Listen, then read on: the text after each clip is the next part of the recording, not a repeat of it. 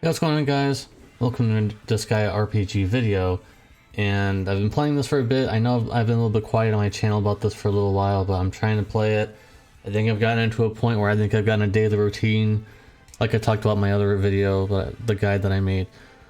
I think I've got a good understanding of this game now. So, with that being said, after pulling these two characters, surprisingly, I wanted to make a review on them. So, I looked at their pages and I looked at their kit, and I want to know what you guys think about this page. Anyways, so my first review for this game, so don't be too harsh on me. I may be saying some wrong things, but from stuff that I picked out, here we go.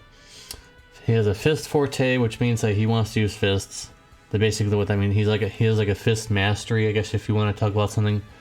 If you've never played this game before, and if I say fist mastery, it's kind of easy to understand that. His main passive, which he gets at the when you pull him, you basically every unit will have a main ability. Basically, so he has a 40% damage bonus for himself, which is pretty good. I mean, 40% is pretty high. I would say. He becomes fist focused team leader in his NE, and NEs are a little hard to obtain right now.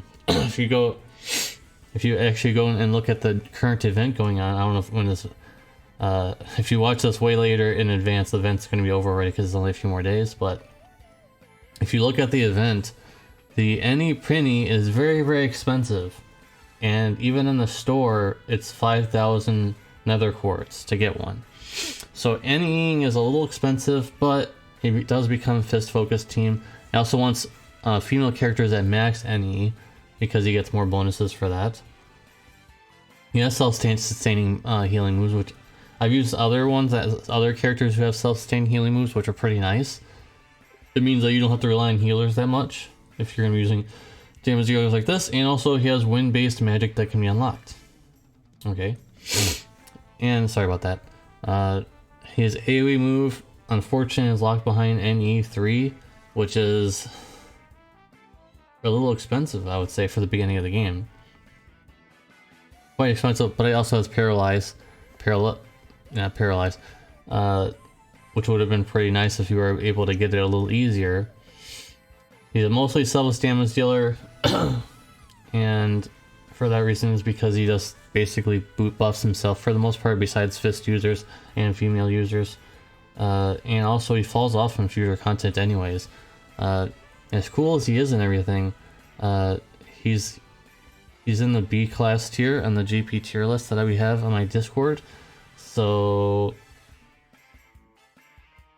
I don't think he's gonna be that great in the future. In fact, I don't know if it's worth investing in him. I'm gonna level him up, but I don't think he's gonna go past NE0.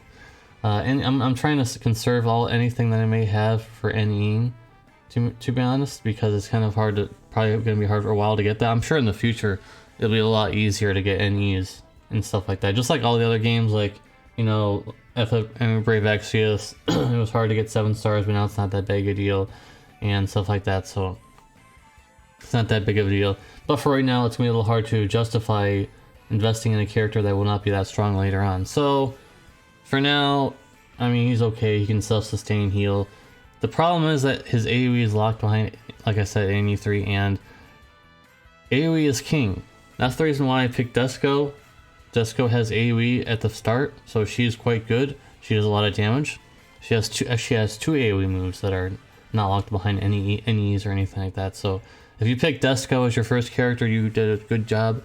If you guys have any AoE damage dealing moves, make sure to use those, or pick characters that have those, because they're a lot stronger in the you know, in early goings in the game. Of course, single target moves eventually will become stronger, but for the most part, AoE is better for clearing and auto farming and stuff like that. So that's the reason why Axel's not that good, and what score I'm gonna be giving him.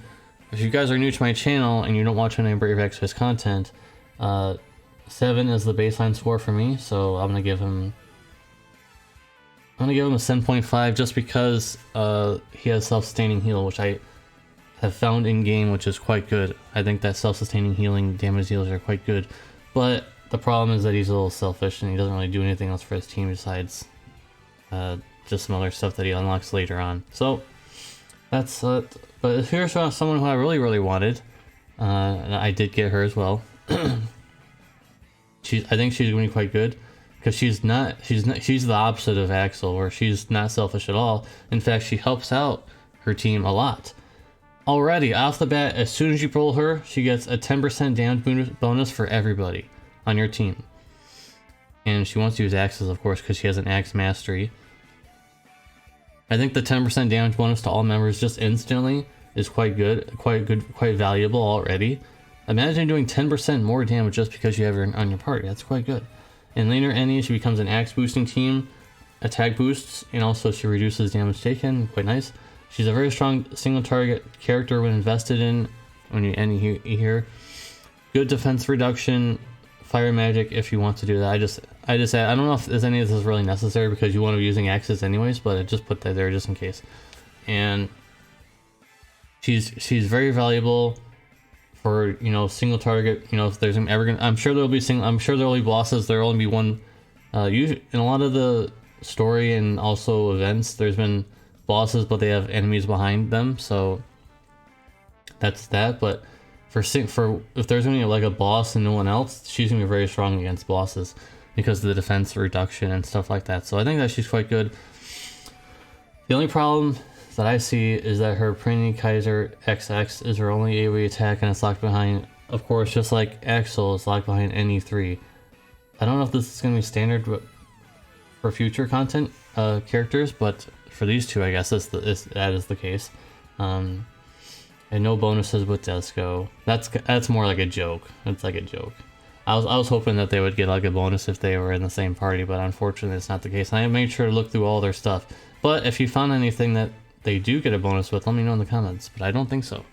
So I think that she's quite good. In fact, she's a lot higher she's a little bit higher on the tier list, on the GP tier list than Axel. I believe she's in A, which is still not bad. If you invest in her, she'll be pretty good. I think she'll be pretty good. So I'm gonna give her an 8 out of 10. I think that she is amazing just right out of the box. I love when a character can just right out of the box, you don't have to invest much into her. 10% damage bonus. Now later in the game, of course, 10% is not gonna be that high, but we're like babies basically. We're growing up. 10% damage bonus is like putting on, you know, gloves, like boxing gloves, and you're gonna go out and box. So 10% is pretty strong for right now, but later in the future, I'm sure like a year from now, it's like whatever, because we'll be so strong that 10% is not gonna be too much. We want more like 40%, stuff like that, I'm sure, in the future. But for right now, we're good. I think that Fuka is definitely the better unit on the banner. Let me know which one's your favorite. You like Axel? Do you like Fuka? Fuka, I'm gonna be trying to put on my party in some fashion or way, and that's it. So, thank you guys for watching my review. This is my first review, so again, like I said, don't be too harsh on me.